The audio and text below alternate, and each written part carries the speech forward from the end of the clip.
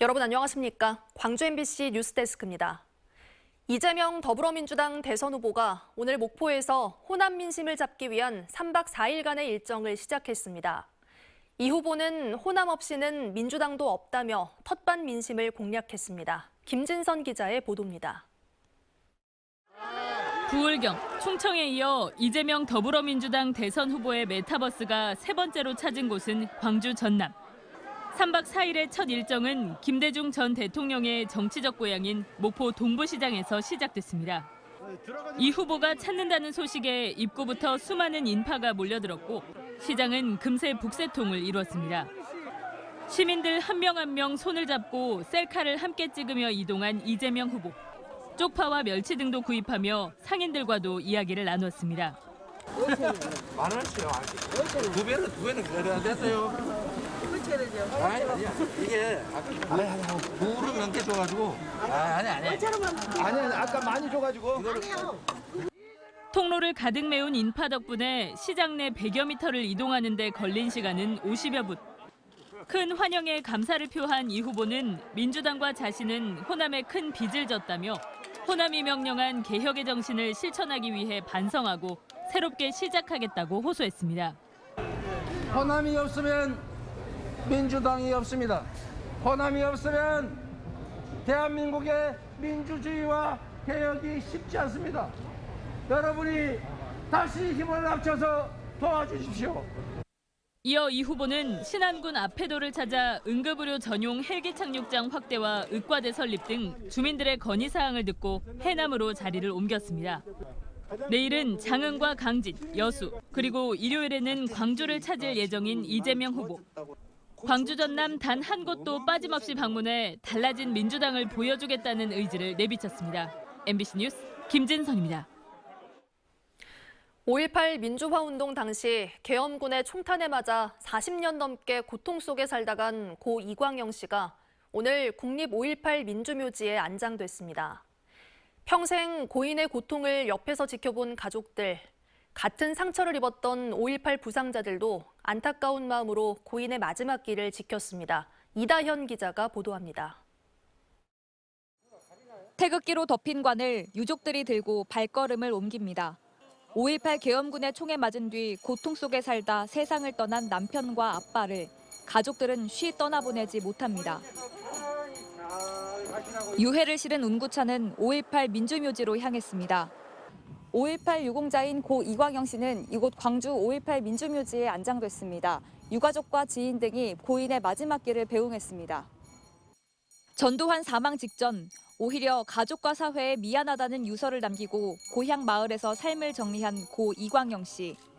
유족들은 끝끝내 사과 한마디 없었던 전두환에 대해 분노를 감추지 못했습니다. 그 가시서라도 서로 사과하고 사죄를 빌고 그런 세계가 있었으면 좋겠습니다. 마지막 길을 함께한 지인들은 5.18 부상자들이 폭도와 빨갱이로 몰리던 1980년대 같은 피해자들이 서로의 상처를 보듬을 수 있도록 애쓴 이 씨를 의로운 사람으로 기억했습니다. 이광영 선배가 그 만화방 한쪽에 그런 소위 말하는 소통 공간을 사랑방 같이 이제 내주셨어요. 이제 남은 건 고인이 그토록 바라던 5.18 진상규명. 어젯밤 빈소를 찾은 민주당 이재명 후보는 반드시 그 뜻을 잇겠다고 약속했습니다. 역사와 진실의 법정에는 시효가 없다고 합니다. 철저하게 진상규명을 하고 다시는 이런 일 발생하지 않도록. 그리고 한평생 동지로 살아온 남은 이들도 힘을 보태겠다고 밝혔습니다.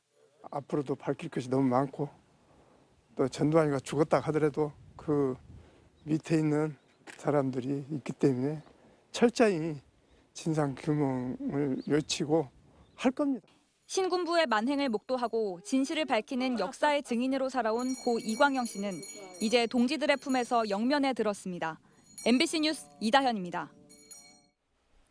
시각장애인들은 교육을 받고 싶어도 기회가 한정적일 수밖에 없는데요. 그나마 있는 교육복지기관도 이용률이 10%에 불과하다고 합니다.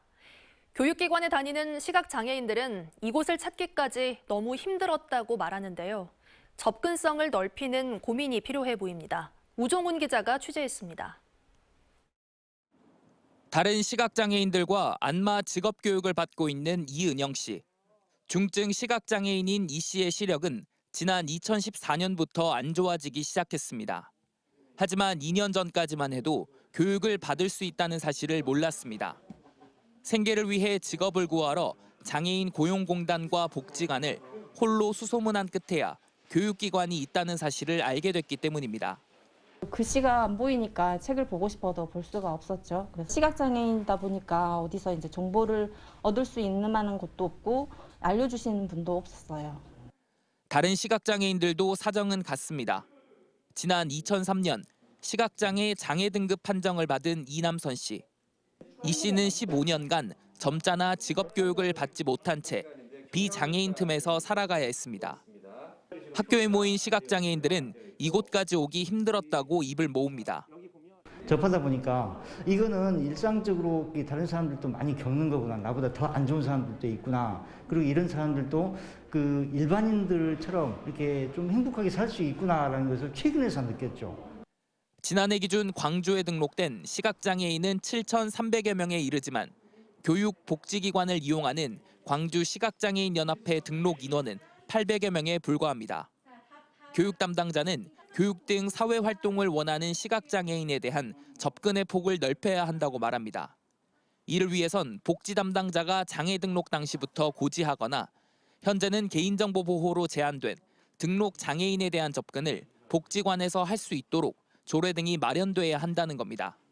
행정기관에서도 안내를 하지 않고 있고 그러다 보니까 그 장애인 고용공단에서는 상담하시는 사회복지사나 이런 분들이 본인들이 아는 만큼만 상담을 하는 거죠.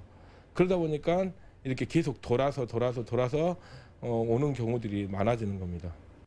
시각장애인 가운데 점자를 읽지 못하는 문맹률은 90%에 이르는 상황. 편의시설 등 복지 혜택을 늘리는 고민과 함께 기회의 문턱을 낮추기 위한 노력이 필요한 상황입니다. MBC 뉴스 우종훈입니다.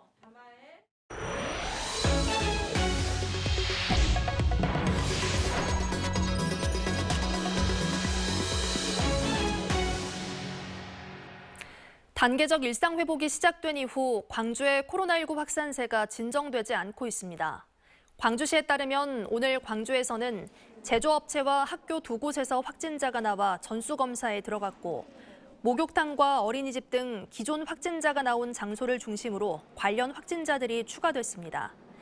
지난 1일 단계적 일상 회복이 시작된 이후 광주에서는 연일 두 자릿수 확산세가 지속되고 있고 하루에 최대 70명까지 확진자가 나오면서 11월 누적 확진자는 700명을 훌쩍 넘어섰습니다. 민주당 광주선대위원장 중 한 명이 특정 종교 이력 논란으로 위원장직을 자진 사퇴했습니다. 민주당 광주시당은 해당 위원장의 종교 이력은 영입 과정에서 알았지만 탈퇴한 지 오랜 시간이 지나 문제가 없다고 판단했다며 다만 논란이 제기된 뒤 당사자가 사퇴 의사를 밝혀 이를 수용했다고 설명했습니다. 오늘 오후 1시 반쯤 광주시 북구 각화동의 신축 아파트 공사 현장에서 펌프차의 관이 터지면서 콘크리트와 돌멩이가 주변으로 튀었습니다. 이 사고로 인근 주차장과 도로에 세워져 있던 차량 20여 대가 콘크리트에 뒤덮이거나 유리창이 깨지는 등 피해를 입었습니다. 민원을 접수한 북구청은 정확한 경위를 조사할 계획입니다. 광주 산정지구 주민들이 기자회견을 열고 공공택지 개발 계획을 철회하라고 광주시와 LH에 요구했습니다. 광주 산정지구 개발 반대 주민대책위는 광주의 주택 보급률이 107%로 높은 상황에서 3기 신도시 계획과 함께 발표된 정부의 이사 부동산 대책에 산정지구를 끼워 넣은 것은 불합리하다며 이같이 주장했습니다. 또 광주 산정지구가 정부 계획에 포함되는 과정도 석연치 않다며 광주시의 해명을 요구했습니다. 광주시는 아시아문화중심도시 조성 실시계획 심의위원회를 열어 2023년에 추진할 계획을 심의 의결했습니다. 이 계획에 따라 2023년부터는 아시아 빛스토리 파크 조성과 아시아 아트 플랫폼 구축, 아시아 문화 테마공원 조성 사업 등이 새로 추진됩니다. 광주시는 아시아 문화 중심 도시 조성위원회에서 추진 계획이 승인될 수 있도록 문체부와 긴밀히 협력하겠다고 밝혔습니다. 이용섭 광주시장이 내년 예산안 시정연설에서 2022년은 더 크고 더 강한 광주를 위해 도약하는 해로 만들겠다며 예산안 처리에 협조해달라고 광주시의회에 요청했습니다. 이 시장은 내년은 인공지능과 기후위기 대응 등 미래 분야에서 도약을 준비하고 코로나19로 지친 시민들의 일상 회복에 집중해야 하는 중차대한 시기라며 의회의 협조를 당부했습니다. 광주시가 제출한 예산안의 규모는 올해보다 11.6% 늘어난 7조 121억 원입니다.